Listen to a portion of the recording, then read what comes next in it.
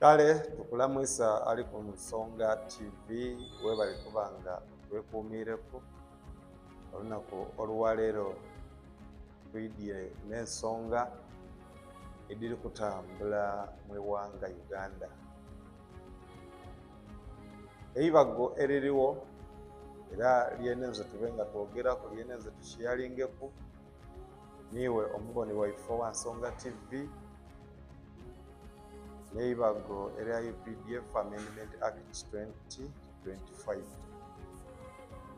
Ebimu ku biteereibwamu ebyefaananiza okuba ekya UPDF nti buterevu bakutwala mu kooti maasho, na wali kusinga okuba nga wava kalumanywera. Omukulu Amson Obuwa atutegeezezza ku lunaku olwaleero okusinziira ku byaviire mu Kokasi e Munyonyo. Atutegeezezza yakoba nti waliwo ensonga ibiri ediri gy'olingibwako, era nga ensonga esooka neya UPDF Amendment Act 2025, ensonga eyokubiri ne biiru eya political parties okuba nga liwalirizibwa okwogera oba okutyama mu dialogue, okwogerezaganya n'ebibiina bino byona byona ebiri mu byobufuzi mu iwanga lya Uganda okuba nga basobola okutyama bayogerezaganya. Eyo yona biiru olunaku olwaleero erijja kulingibwako. In today's NRM Parliamentary Caucus meeting held at State House Entebbe, the NRM Parliamentary Caucus passed two resolutions.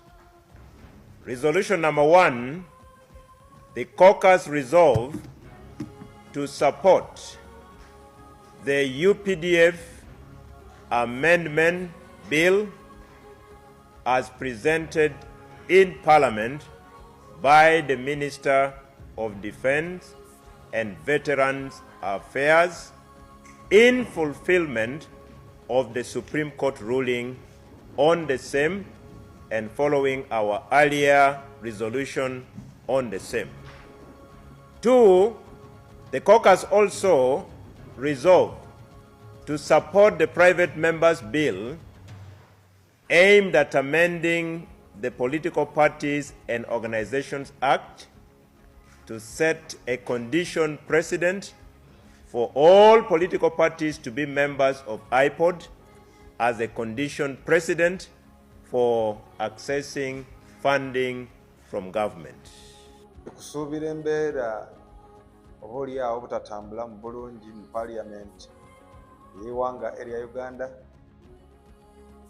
aye nga ekirisinga okuba kivaako obuzibu, eibago lino liri kuwakanizibwa ne sekuwakanizibwa okusingira irala abali ku luuyi oluvuganya gavumenti. Abali mu gavumenti bakoba nti eibago lino lireeteibwa mu mutima mulungi ate lirina ebirungi ku saidi eyindi, ogeza nga ku saidi y'aba veteran, ni welfare ey'abasirikale. Kati ate wabaawo obuzibu ku saidi ate endala kusinziira ku dimu ku bimu ebyateereibwamu nga biyinza okukosa omuntu wa buliido okutwalibwa mu kooti maasho. Kati wano abakulembeze abasinga we basinza okuteesira. Kati UPDF Amendment Act ekiri singa ogifuula ey'obulabe mu bannayuganda n'okutaawa embeera, n'omunnansi atali musirikale okuba nga atwalibwa mu kooti maasho. Aye nga kooti maasho omuntu atwalibwayo alina okuba nga ayagaanibwa n'ebyo ebyalambikibwa mu biiro eno. Bajire nga balisitinga bityo byotalina kuba nabyo civilian. Kimu okukwagana ne boots nga da green ogwo musango. Omunamagye nkana alina okwambala boots ya green. Kawunda okukwagana nayo musango. Tibakomyawo wonka, baba n'ebintu ebindi bye balingirire. Bakati mu Uganda tulinawo ekizibu kati. Eriyo abantu abateebwako emisango aye ng'emisango egyo egibateereibwako ti mituufu. Nga bwe twali mu Arua babona nti baleeta emundu badita Buluumu Kyagulanyi mwe yali awo. Okulingirira ebimu ku biteereibwamu ebyefaananiza okuba ekya UPDF nti buterevu bakutwala mu kooti maasho. Na wali kusinga okuba nga wava Kalumanywera. Omukulu Odongoto ali omu ku babaka abaaliwo mu kiseera ekyo nga UPDF Amendment Act enkaire gye tuli kwenda okusaanyawo ekolebwa. Mulina ali kujja kubaako n'okututangaaza okutonotono. The UPDF Act, really? What has become of Uganda? What has become of Parliament? Me, a civilian, you want to throw a gun in my house, you want to put fake charges on me, and then tomorrow I am in the court martial. In every country, there are civilians and there are soldiers. Civilians must be subject to civilian law. Soldiers must be subject to military law. I passed the UPDF Act. I was a member of the Defense and Internal Affairs Committee for 10 years. At that time, we even said, if someone has retired from the service, from the military service, they should return to civilian life. Now, today, in the year 2025, you want a civilian arrested on allegations, on mere allegations, to be lined up in the court martial. May God uphold thee. Let me analyze two provisions of the UPDF Act. If the law passes tomorrow, I hear the MPs are in Munyonyo.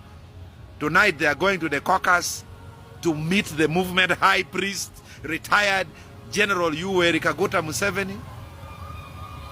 They want to pass the law tomorrow, subjecting 45 million Ugandans to potential military court-martial. We don't trust the judicial system in Uganda.